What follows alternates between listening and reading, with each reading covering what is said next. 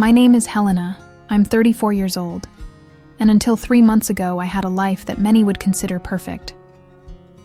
I worked as a marketing director at a tech company, earned a 6-figure salary, and had been married to Ricardo for 8 years. Our house in an upscale neighborhood, our 2 cars in the garage, weekend trips. Everything seemed to be in the right place. But life has a cruel way of reminding us that nothing is guaranteed. Helena, I need to talk to you. My boss's voice, Mr. Morrison, sounded different that Tuesday morning. Colder, more distant. I entered his office with a smile on my face, perhaps expecting a new promotion or an important project. After all, our latest campaign had been an absolute success. Please, sit down. He didn't smile back. Unfortunately, due to budget cuts, we're going to have to terminate your contract. Today is your last day. The words seemed to come from far away. 8 years of dedication, sleepless nights, sacrificed weekends. And now, nothing. But, Mr. Morrison, our campaign numbers were... The decision has already been made, Helena.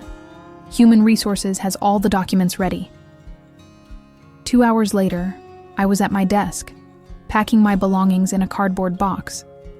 The pitying looks from colleagues burned more than any words.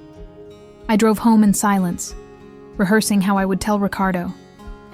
He was in his home office, as always, working on his consulting projects. Honey, something happened today, I began. He barely looked up from his computer screen. Go ahead, I'm listening.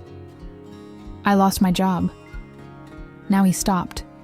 He looked at me with that expression I couldn't decipher. What do you mean you lost it? I explained everything.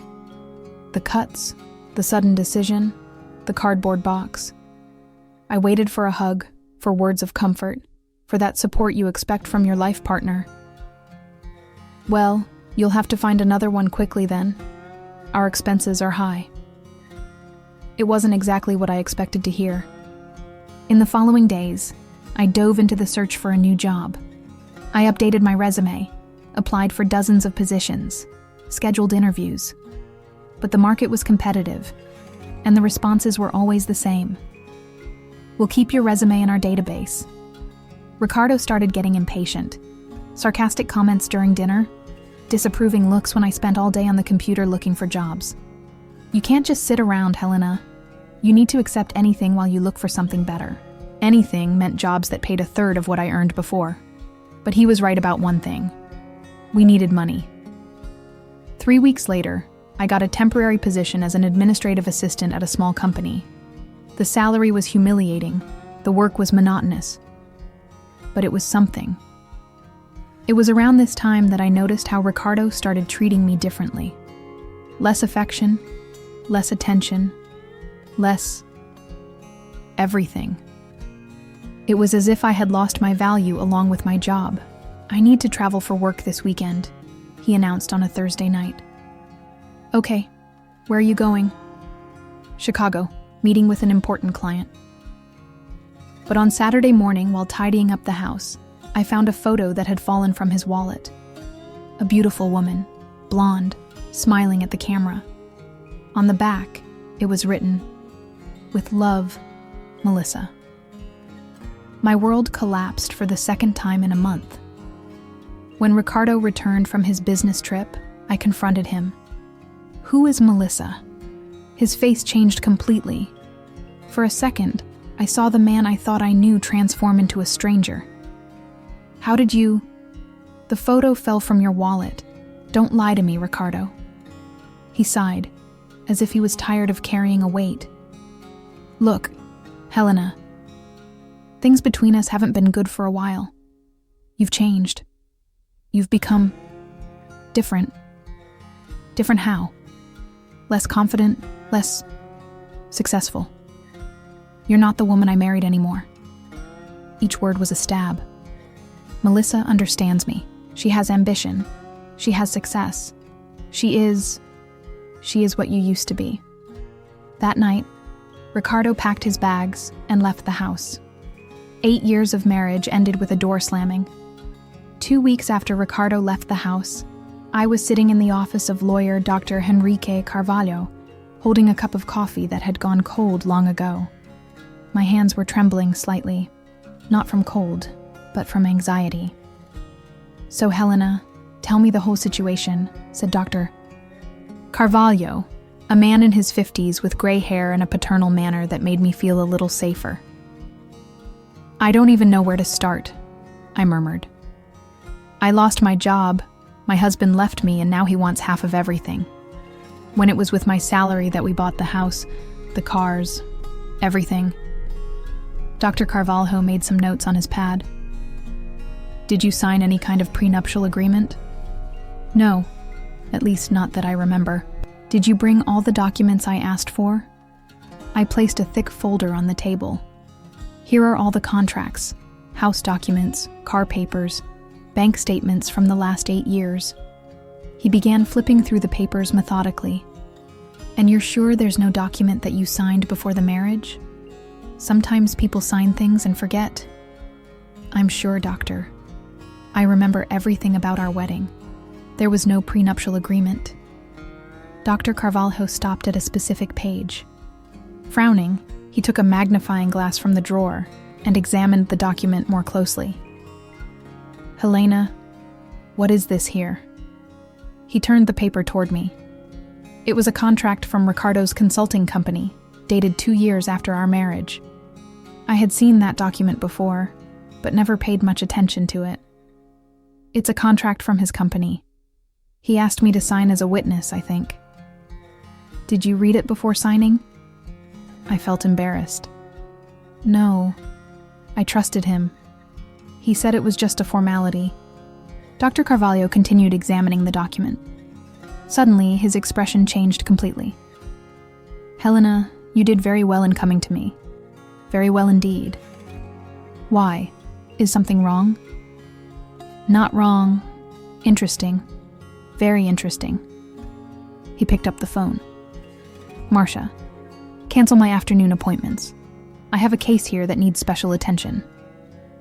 My heart raced. "Doctor, what did you find?" "First, let me make some calls. I need to confirm some things." He picked up his cell phone. "I have a friend who works in commercial contracts. Let me talk to him quickly." While he talked on the phone, I became increasingly nervous. He was taking quick notes, asking questions I didn't understand, and occasionally looking at me with an expression I couldn't decipher. "Okay, thanks, Marcus. Tell the guys I owe them one." He hung up and looked directly into my eyes.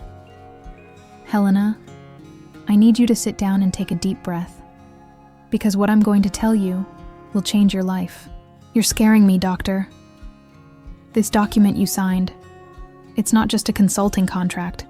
It's a commercial partnership agreement. And there's a clause here that your husband probably hoped you would never discover." He pointed to a specific paragraph in the middle of the document. "See this here? It's written in complex legal terms, but basically it says that any person who signs as witness and joint partner is entitled to 50% of all profits and assets of the company." "But I don't understand business, doctor. I just signed as a favor to him." "That doesn't matter. Legally, you are a partner in his company. And Helena," he smiled for the first time since I started talking, "Ricardo's company is much, much more valuable than you imagined."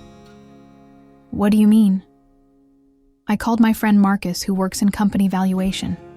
He told me that Ricardo's company has closed multi-million-dollar contracts in the last 2 years. We're talking about more than $5 million in active contracts. I felt as if the ground had disappeared from under my feet. 5 million? That's right. And by the clause in this contract, you're entitled to half of that. Besides, since you're getting divorced and you're a partner in the company, you're also entitled to half of his personal assets. But doctor, this can't be right. If it were true, he would never have asked me to sign. Dr. Carvalho laughed. Dear, you'd be surprised how many smart men make stupid mistakes when it comes to contracts. I bet he thought you would never question what you signed, especially because you were married. And now? What do I do? Now, my dear, You're going to sue your ex-husband. And not just for divorce. You're going to claim your share as a partner in the company. I left Dr. Carvalho's office with my head spinning. In 2 hours, my life had changed completely. From victim, I had become... Well, I still didn't know exactly what I had become, but I certainly wasn't the broken woman who had entered that office anymore. On the way home, I stopped at the supermarket and, for the first time in months, didn't look at prices before putting things in the cart. After all, I was about to discover that I was much richer than I ever imagined. 3 days after the consultation with Dr. Carvalho, my phone rang at 7:30 in the morning. It was him. "Helena, are you sitting down?" "Good morning, doctor. I'm having coffee." "Why?" "I need you to come to my office, now. There's something you need to see." An hour later, I was back in his office, but this time the atmosphere was completely different. Dr. Carvalho seemed excited, almost euphoric. "Helena, in 30 years of practice, I've never seen anything like this." "Like what?" Dr. Carvalho pulled a chair close to the table. "Sit here next to me. I need to show you some things." He turned on the laptop and opened a complex spreadsheet. I spent the last 3 days investigating Ricardo's company. Contracts, bank movements, partnerships, everything. On the screen, I saw numbers that didn't make sense to me. Values with many zeros. "Doctor, I don't understand any of this." "Then let me explain it in a simpler way. Remember I said the company had 5 million in contracts? Yes. I was wrong. Very wrong." He looked at me seriously. "Helena, Ricardo's company moved $47 million just last year." I felt my breath fail. 47 million? That's right. And there's more. He doesn't have just one company. He has 4. All registered in different states, all very profitable. He showed another spreadsheet. "This one here is the main company, where you signed as a partner. This is a real estate investment one. This is international consulting. And this one, this is the most interesting. Why? Because this company was opened 6 months ago. Do you know who the partner is? Melissa." My blood boiled. "His mistress?" "Exactly. He transferred several contracts to this new company, probably to hide assets from you in the divorce." "But can he do that?" "Not legally, especially because you're a partner in the main company. All contract and asset movements would need your written authorization." Dr. Carvalho opened another file. But wait, there's more. Much more. He showed photos of a spectacular mansion. "Do you recognize this house?" "No, I've never seen it." "It's Ricardo's new house, valued at $8 million, purchased 4 months ago, while you were still married." I was speechless. "And there's more.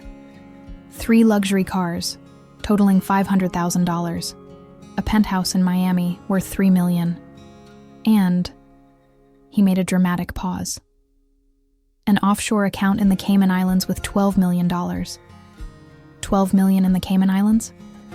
Yes, money he was hiding from you, probably planning the divorce for a long time." I got up from the chair and started walking around the room. I can't believe it. While I felt guilty for losing my job, he was hiding millions from me. "Helena, sit here, because now comes the best part." "There's a best part?" "Yes. Remember you signed that contract as a partner? By law, you're entitled to 50% of all assets of the main company. But since he illegally transferred contracts to other companies, moved money without your authorization, and hid assets during the marriage, and so, you can sue him for marital and corporate fraud. And when you win, because you will win, you'll be entitled not only to 50% of the main company, but also to reparation for damages. We're talking about approximately $30 million. I fell into the chair. 30 million? That's right. And he'll have to pay legal costs, attorney fees, and may still face criminal prosecution for tax evasion. "Doctor, This can't be real. It is real. Very real. And there's one more thing. He took an envelope from the table. I received this morning. It's a summons from his lawyer. I opened the envelope with trembling hands. It was a divorce petition where Ricardo asked only for the division of visible assets. The house where I lived, the cars I knew about, the accounts I knew existed. He really thought I would never discover the rest, I murmured. That's right. And now? Dr. Carvalho smiled. Now you're going to get back at him. I prepared a counter-petition. We're not only going to contest his divorce, but we're going to sue him for everything he tried to hide. When? Tomorrow. The paperwork is ready. I just need your authorization. I looked at all those documents, at all those numbers, at all that evidence that my marriage had been a lie in recent years. Doctor, I authorize it. I want him to pay for everything he did to me. Then get ready, Helena, because starting tomorrow, your life is going to change completely, and this time, for much better. That night, for the first time in months, I slept deeply. Tomorrow would be the beginning of my revenge. 6 months later, I was sitting in the back seat of an armored Mercedes, on my way to the courthouse for the final hearing. Dr. Carvalho was beside me, reviewing the last documents. Helena, are you prepared? More than prepared. I'm anxious. The process had been an emotional roller coaster. Ricardo tried everything to escape the charges, denied, lied, even tried to bribe witnesses. But Dr. Carvalho had built such a solid case that there was no way to escape. Remember when he offered $5 million for you to drop the lawsuit? Dr. Carvalho smiled.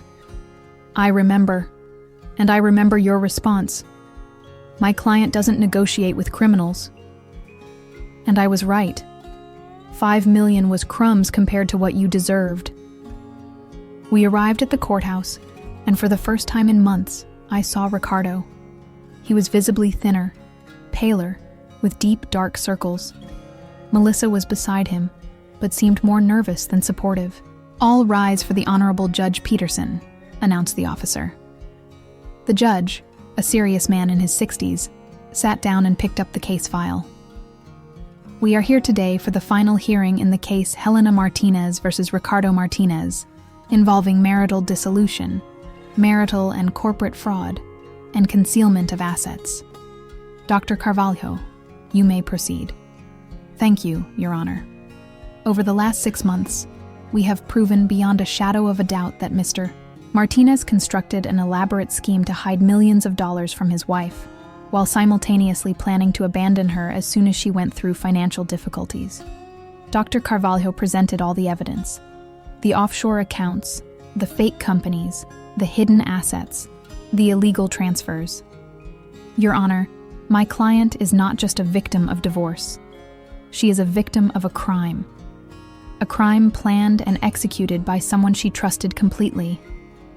Ricardo's lawyer tried to defend himself, but it was like trying to dry the ocean with a towel. The evidence was irrefutable. Your Honor, said his lawyer, my client admits to having made mistakes, but we believe the requested compensation is excessive. Excessive? Dr. Carvalho stood up. $47 million moved illegally, $12 million hidden in tax havens, assets acquired without the wife's knowledge. And the compensation is excessive. The judge banged his gavel. Order in the court. He spent the next 20 minutes analyzing all the documents. The silence was tense. Finally, he made his ruling. I have rarely seen a case of marital fraud so well documented and so clearly premeditated. Mr. Martinez, you not only betrayed your wife emotionally, but also financially. And worse, you did this while she was going through a moment of vulnerability. Ricardo tried to speak, but the judge silenced him with a gesture. Therefore, my decision is as follows. Mrs. Martinez will be entitled to 50% of all assets of the main company, as a legitimate partner. Additionally, for marital fraud, she will receive 40% of the assets of the other companies. The hidden assets will be divided equally, and Mr. Martinez will pay compensation of $8 million for moral damages. I quickly did the math in my head. It was more than $35 million. Furthermore, continued the judge, Mr. Martinez will have 30 days to transfer all assets to Mrs. Martinez, under penalty of imprisonment for contempt of court. When we left the courthouse, I was literally shaking. Dr. Carvalho, did this really happen? It did, dear. You are officially one of the richest women in the city. And now? Now you're going to live the life you always deserved. 3 months later, I was on the balcony of my new penthouse, overlooking Central Park, having a breakfast that cost more than I earned in a week at my previous job. My phone rang. It was a call from Brazil. Helena, this is Marcia from USA Magazine. We would like to do an interview with you about female entrepreneurship. Female entrepreneurship? Yes, we heard that you opened a consulting company and have already closed multi-million-dollar contracts. We want to tell your story of overcoming. It was true. With part of the money, I had opened my own consulting company. In 2 months, I already had a team of 15 people and contracts that would give me financial independence for the rest of my life. Can I ask you something? Said Marcia. How did you achieve this turnaround so quickly in your life? I looked out the window, seeing the city below, thinking about everything that had happened. You know, Marcia, sometimes life gives us painful lessons. Losing my job and my marriage was the worst phase of my life, but it was also what showed me what I was really capable of. And what was the most important lesson? I smiled, remembering the insecure and broken Helena from a year ago. That we should never sign anything without reading it, and that, sometimes, our greatest revenge is our own success. After hanging up, I picked up a photo from my desk. It was me on college graduation day, full of dreams and ambitions. It had taken more than 10 years, but I had finally become the woman I always wanted to be. Rich, independent, and master of my own destiny. And it all started with a simple signature that I didn't even know would change my life forever.